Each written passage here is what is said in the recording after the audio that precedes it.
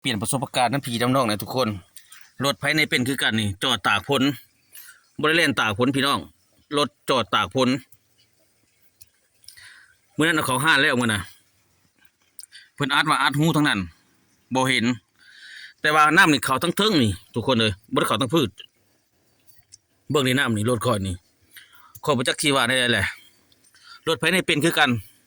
เข้ามองไหนพี่น้องซอยคอยแน่